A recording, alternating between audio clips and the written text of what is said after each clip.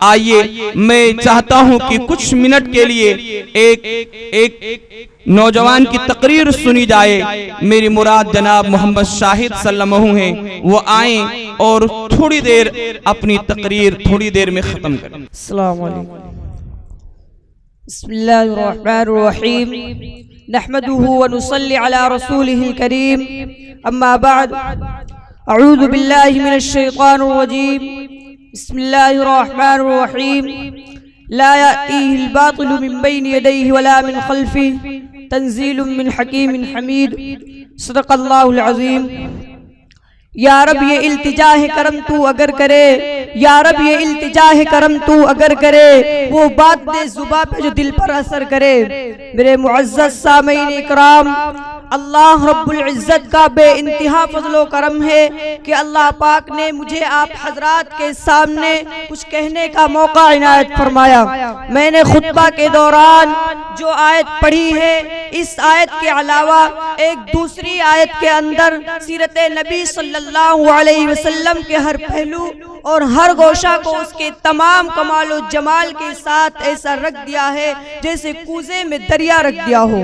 وہ آیت یہ ہے وَمَا أَرْسَلْنَاكَ إِلَّا رَحْمَةً لِّلْعَالَمِينَ، اور یہ بات ناقابل تردید حقیقت ہے کہ رب کائنات کے بعد سب سے بڑے محسن نہ ہمارے والدین ہیں، نہ ہمارے دوست و احباب ہیں، نہ ہمارے ساتھی و ہم نشین ہیں، نہ ہمارے اہل و عیال ہیں، بلکہ ہمارے سب سے بڑے محسن اور ساری انسانیت کے محسن اعظم، یہاں تک کہ پوری کائنات کے سب سے بڑے محسن، جس کے چشم حیات سے گلشن انسانیت نے زندگی پائی، گیتے ہستی نے کفر و شرک جیسے خطرناک طوفان سے چھٹکارا پایا، سینکڑوں سجدہ گاہوں پر ٹکنے والی پیشانیوں کو ایک ہی معبود حقیقی کی بارگاہ عزتی میں سجدہ ریز ہونے کا اصول سکھایا، جس سے میری مراد سرور کائنات، فخر موجودات، تاجدار بطحا، پاسبان حرم، ساقی کوثر، شافی محشر، امام الاتقیاء، خاتم الانبیاء،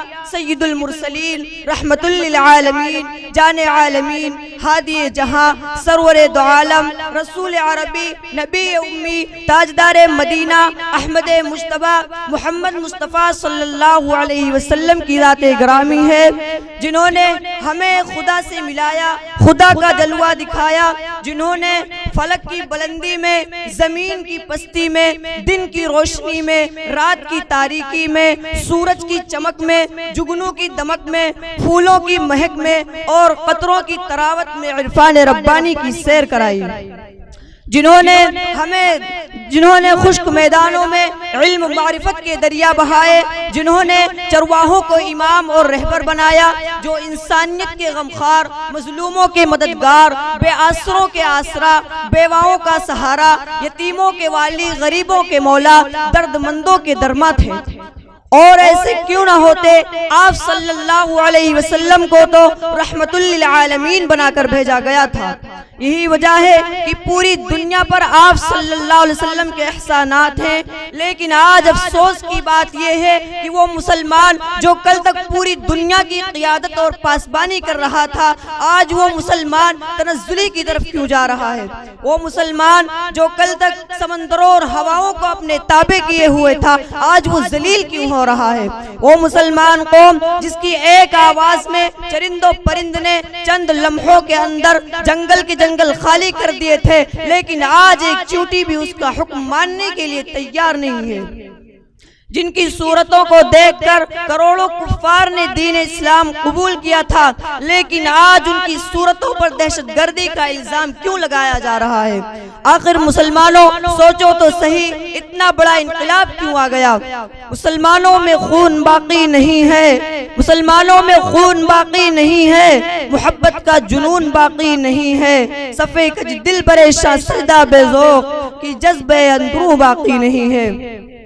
پیارے دوستو، جب تک مسلمان نبی کریم صلی اللہ علیہ وسلم کے طریقے پر تھا تو کامیاب تھا، جب تک مسلمان صحابہ اکرام رضی اللہ عنہم کے طریقے پر تھا تو ہدایت پر گامزن تھا، جب تک مسلمان نبی کے طریقے کو نہیں بھولا دنیا کی کوئی بھی بڑی طاقت اس کا مقابلہ نہ کر سکی۔ یہی وجہ تھی کہ وہ لوگ جب دنیا میں تھے تو کامیابی کی زندگی گزارے اور جب مرے تو کامیابی کی موت مرے۔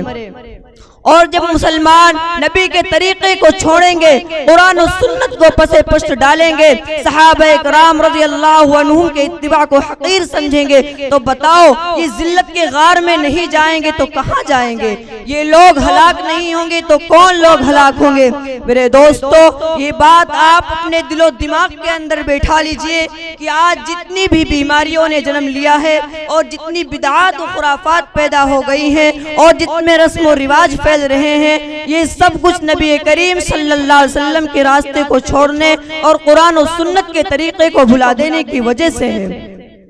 میرے دوستو، مسلمان کبھی بھی پریشان نہیں ہوا کرتا، اگر ہوا تو آقا مدنی صلی اللہ علیہ وسلم کے طریقے سے آراز کرنے کی وجہ سے ہوا۔ مسلمان ذلیل اگر ہوا تو آقا مدنی صلی اللہ علیہ وسلم کے طریقے سے آراز کرنے کی وجہ سے ہوا۔ میرے دوستو، نبی کریم صلی اللہ علیہ وسلم نے فرمایا، قص الشوارب وعفو اللحى، مونچھیں پست کرو اور داڑھی کو بڑھاؤ۔ مسلمانوں نے اس کا الٹا کرنا شروع کر دیا۔ نبی کریم صلی اللہ علیہ وسلم نے فرمایا، افشوا السلام بینکم، آپس میں سلام کو رواج دو، سلام کو پھیلاؤ۔ مسلمانوں نے اس کو بھلا دیا۔ نبی کریم صلی اللہ علیہ وسلم نے فرمایا، فاتقوا دنیا، دنیا سے بچو، لیکن آج مسلمان دنیا کے پیچھے پڑا ہوا ہے۔ ابو الحسن علی میاں ندوی رحمت اللہ علیہ فرماتے ہیں، دنیاکم حبیبۃ لیکنھا غدارۃ، لیس لھا حبیبۃ زوالھا قریبۃ عزیزھا ذلیلۃ۔ دنیا تمہیں پیاری ہے لیکن وہ دھوکے باز ہے، اس کا کوئی دوست نہیں، اس کا زائل ہونا قریب ہے، اس کا دوست ذلیل ہے۔